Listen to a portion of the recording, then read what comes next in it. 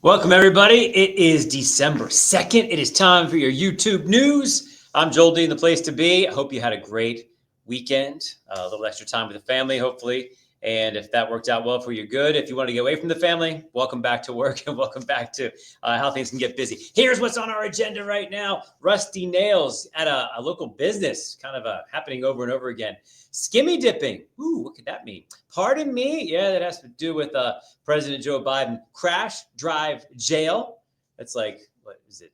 Win, sleep, whatever. And then there's whether you like it or not. It is cold. Let's get to everything here. We're starting with Rusty Nails. Yeah, there's a Britton Hill venue and vineyard in Lancaster County searching for answers now, trying to figure this out. They say bags of nails, there you have them, mysteriously showing up on the property. Rusty screws, old drywall nails, a few of what they're finding there. Sarah Burns has been looking into this for us today. We'll bring her in here right now. What have you found out about this? Interesting story. Hey, Joel. Yeah, so this is actually pretty crazy.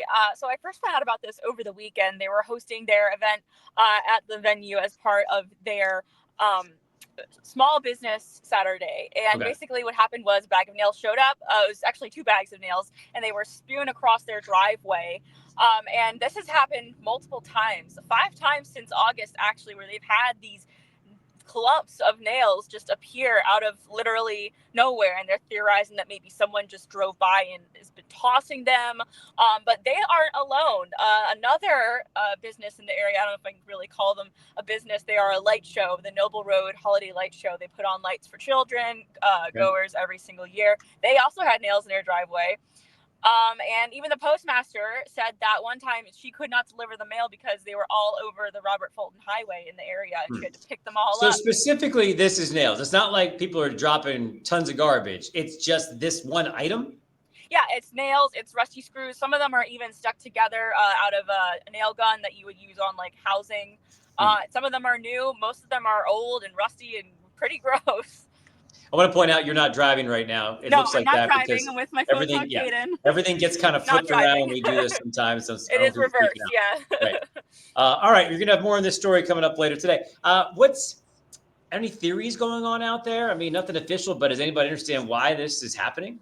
Honestly, they're mystified. I when I spoke to them, they said, it's a very sort of remote community. There's a lot of a great Amish presence, but their neighbors are pretty far spread apart. And they said that they're really friendly with all their Amish neighbors, and they get along with everybody. And so there's no real reason for any rhyme or reason for this to be happening. Any Ring cameras caught anything here? Sometimes those catch stuff.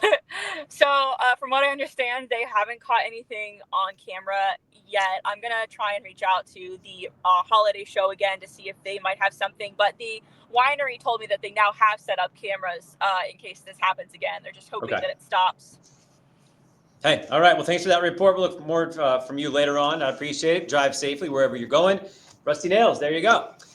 Thanks a lot, Sarah Burns. Hey, up next on our list here is skimmy dipping. We're going to figure out what this is about. You hear those skimmers? People put these things for where your credit card would normally go, but they're not real. They're actually stealing the information from your credit card. They put these on things that you would normally use that are kind of unmanned sometimes.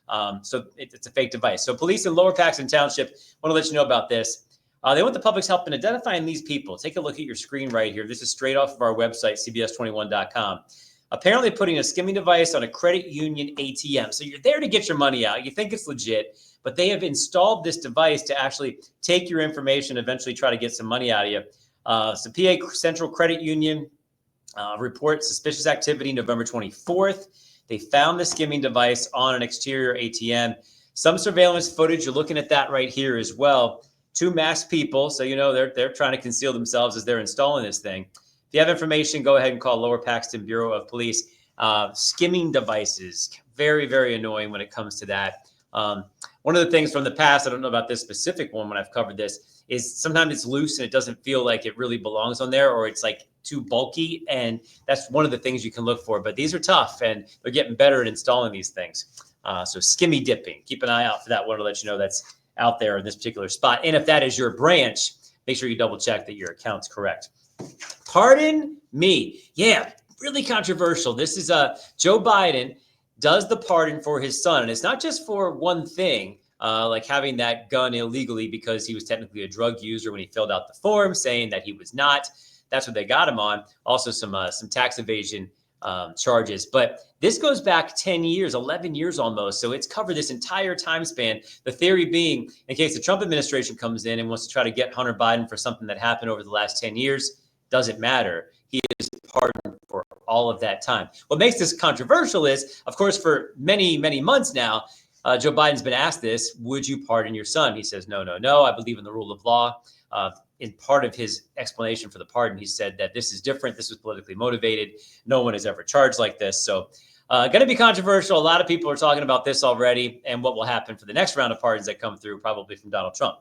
Anyway, I went back in time to try to learn more about these pardons and how this all started. It seems to go against the grain, right? We're not a king. We don't want kings here in America. Yet, no matter how long this process took and whatever the justice system says and judges and lawyers and juries, one person can just go, boop, I'm done with it. Well, here's a history, a lighthearted look at history of the pardons in America. But where did pardons begin? According to WhiteHouseHistory.org, the origins can be found in English history. The 7th century, back then, they were also known as a prerogative of mercy. It gives leaders the option to correct for possible miscarriages of justice or to simply help society move forward. That was how the very first American pardon came to pass. George Washington pardoned those involved in Pennsylvania's violent Whiskey Rebellion. The most controversial pardon ever could be Andrew Johnson's pardon of Jefferson Davis, the former president of the Confederacy. All the Confederate soldiers were eventually pardoned, once again to help the country move on. Other infamous examples include Gerald Ford's pardon of Richard Nixon. Ronald Reagan pardoned George Steinbrenner for illegal campaign contributions to Nixon and also obstruction. President Bill Clinton pardoned his brother Roger, who had pleaded guilty to cocaine distribution. Pardons allow former felons to vote again and restores other rights as well. That's a main reason for President Biden's blanket pardon to more than 6,500 Americans convicted of marijuana possession under federal law. And many states, including Pennsylvania, have joined that trend. Governor Wolf signing more than 2,000 pardons since he took office. The power of the pardon, a useful but fickle tool of justice sometimes wielded wildly for more than 1,000 years. Pardons, huh? Good to have friends in high places, and we're going to see a lot of pardons maybe on the January 6th, folks, once Donald Trump comes in and takes over. Pardons. I don't know. Maybe do something on that coming up. All right, pardon's done. Crash, drive, jail. This is video maybe we've showed you before, but now the third suspect has been arrested in this scenario. Comes out of Gettysburg. Remember seeing this? Someone crashes right into the dealership, and then that creates an escape area. Someone gets into the brand new car. This is Adams County, sports car dealership, and then just drives right out. So this is the final suspect, 18 years old. I mean, this worked for a number of months for these folks in some different locations, maybe some copycats as well. You see the person kind of directing them, yeah, go this way, go this way. There's the initial kind of crash right there to create the opening, and they go right into the performance area there, right on the dealership floor, and just take it right out. So elaborate scheme. Looks like they caught their third person in this one, but wanted to update you on this very brazen attempt to steal some nice cars in our area. All right, that's crash, drive, jail. This brings us to our fine friend here, Tom Russell. Whether you like it or not, he is up next. And whether you like it or not, he gives you the straight scoop on this stuff. It is cold out there. It was a bit of a shock over the weekend. Hey, Joel D, not just out there. And then I have my heater here in my office. That's how it's cold in the office. That's how cold it is. Oh, well, your office borders the outdoor wall. So The outdoors. Well, we want to be close to the weather, so you know. Oh, you have to be, yes. You're right. You know, the calendar turned to December. Everybody's singing Christmas carols and all that stuff, and the weather is right there. These are temperatures, Joel D, that we would see in January. These are midwinter kind of stuff, not getting down to the 30s during the day, 20s at night. Definitely feeling the chill. And I know you keep your house at like 65, right? We've pumped it to 67. So yeah, we're doing much better. That's better than I'm at 68. So we're right there. But yeah, very, very cold. And the thing about this is usually you get a cold snap here or there. It's the duration of this going all week long and well into next week. And then what we're going to watch is a series of what we call clipper systems, Alberta clippers that come out of Alberta, Canada. And they give you this, some snow showers. This is on Thursday. So it comes through Wednesday night into Thursday with a few snow showers. It's very windy. So even those 30s are going to feel like teens during the day on Thursday. So windy and cold and a little bit snowy as you work your way through This Thursday. kind of the cold stuff, it's windy, just kind of sweeps it around. It looks kind of fun, but nothing really sticks or does any damage. Yeah, not a whole lot in the way of accumulation. And you probably saw over the weekend all that stuff along the lake, Erie. You saw the game in Buffalo maybe last night.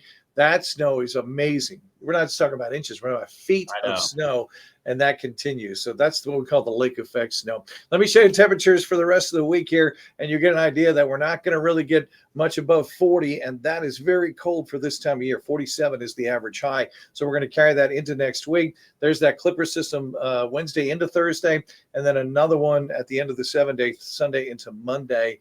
That could bring a few rain or snow showers. Bottom line, Joel D, bundle up. It's going to be cold for a while. All right, people want to know, are there any leftovers still from Thanksgiving at your home right now? There are mainly turkey, but there were some sides. We had 3 no-shows, so we ended up with more food for me, Yeah, okay. All right, that's good. And what's your favorite side dish? I've never asked you that. Well, we got into this big argument. My parents always called it dressing, stuffing, depending on your word. But I think we call it stuffing. You call it stuffing too? Yeah, definitely the stuffing would be my favorite side. Okay, I think that's most people's favorites. I don't know why we don't have it more times of the year. Everyone just has it on Thanksgiving, like it doesn't exist the rest of the time. True. As a kid, in the grocery store all the time. Celebrate, have stuffing another part of the year. When I was a starving kid, everybody eats those ramen noodles. Yeah. I always like stovetop stuffing. You ever do just that? Handfuls of it right out of the box. Boom, boom. Yeah. Easy to make. All right. Hey, good to see you, man. No matter what your weathercast is, we love you. See ya.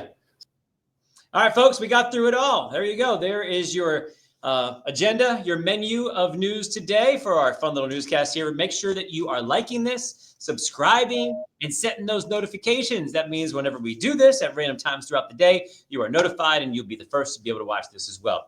That is your newscast online at your pleasure for December 2nd, 2024. We'll see you tomorrow, everybody, and we'll see you on the news later on.